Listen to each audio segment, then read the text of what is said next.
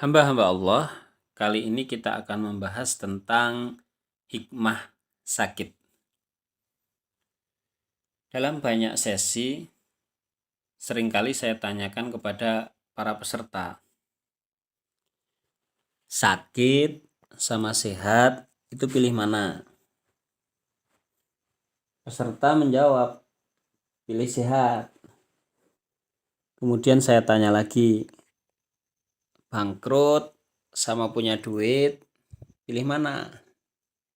Semua peserta menjawab punya duit. Kemudian saya tanya kembali, lebih banyak mana orang yang beristighfar kepada Allah Subhanahu wa taala antara orang yang sedang sakit sama orang yang sedang sehat? Para peserta kompak menjawab sedang sakit. Kemudian saya tanya lagi, lebih baik mana orang yang istighfar sama orang yang tidak istighfar? Mereka menjawab lebih banyak yang istighfar. Terus bagaimana? Lebih baik mana, dalam keadaan sakit atau dalam keadaan sehat? Nah, orang terdiam tuh dalam pertanyaan yang ini. Terus merambah ke pertanyaan yang poin 2 tadi. Lebih banyak mana orang jam 12 malam menggelar sajadah, bertakarub kepada Allah, qiyamul lail, orang yang dalam keadaan bangkrut atau dalam keadaan punya duit? Mereka menjawab yang dalam keadaan bangkrut. Terus saya tanya lagi, berarti lebih baik mana antara orang yang dalam keadaan bangkrut atau orang yang dalam keadaan punya duit? Nah, mereka kemudian terdiam lagi. Maka hamba-hamba Allah, teman-teman sekalian, ini kita akan membahas tentang bagaimana hikmah terhadap sakit itu sendiri. Karena bisa jadi kita saat ini sedang sakit itu lebih baik di mata Allah daripada kita dalam keadaan sehat.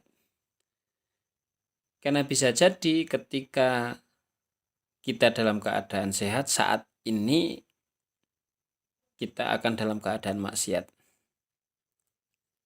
Dan sekarang kita dalam keadaan ingat kepada Allah itu justru saat ini kita sedang sakit. Dan banyak perkara-perkara di dunia ini yang dalam kondisi secara manusia itu tidak mengenakan, tapi pada hakikatnya baik. Misalnya contoh, ada seorang petani memiliki anak.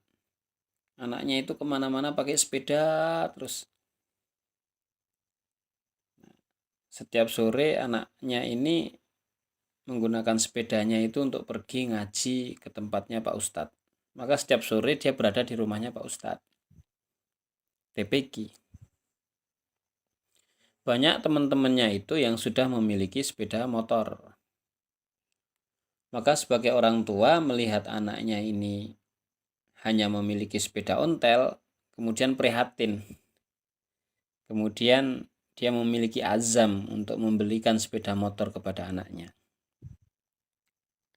Nah, orang tua ini kemudian berdoa kepada Allah, ya Allah, berilah saya rezeki yang banyak agar saya bisa membelikan sepeda motor kepada anak saya. Kemudian dalam perjalanan dia menanam cabai, cabainya panennya melimpah, kemudian lakunya mahal.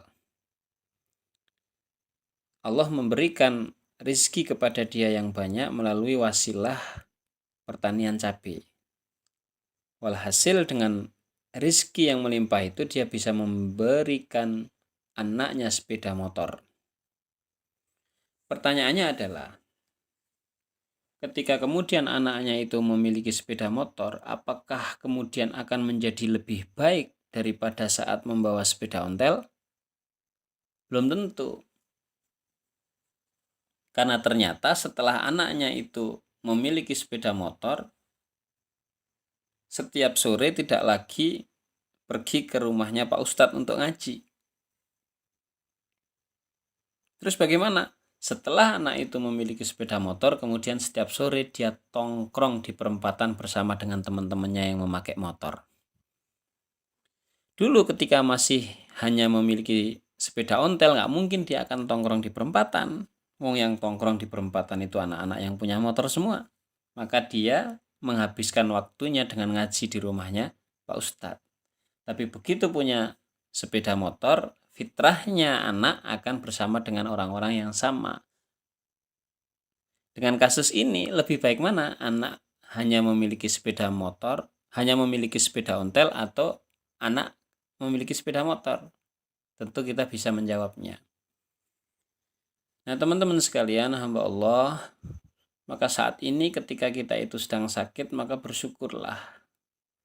Bisa jadi kita sedang sakit ini lebih baik bagi kita daripada seandainya saat ini kita dalam keadaan sehat.